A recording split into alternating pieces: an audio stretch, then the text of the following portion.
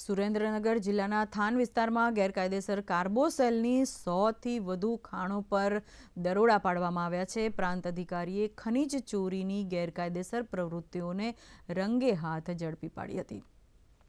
મૂળી અને ચોટીલા મામલતદાર તેમજ તલાટીની ટીમે વહેલી સવારે આ દરોડા પાડ્યા હતા, જેમાં ટ્રેક્ટર, ચરખીઓ સહિત કરોડો રૂપિયાનો ગેરકાયદેસર કાર્બોસેલનો મુદ્દામાલ પણ જપ્ત કરવામાં આવ્યો છે।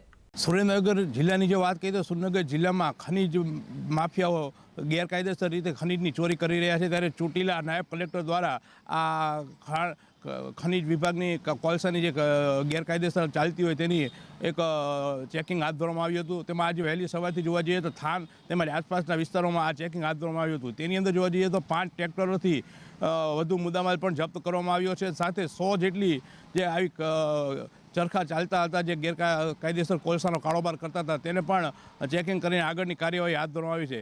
આ ચેકિંગની અંદર જોવા જઈએ તો કરોડો રૂપિયાનો ખાણ ખનીજની ચોરીની પકડાય એવી શક્યતા દેખાઈ રહી છે। બ્રિજેશ ત્રિવેદી, દૂરદર્શન સમાચાર, સુરેન્દ્રનગર।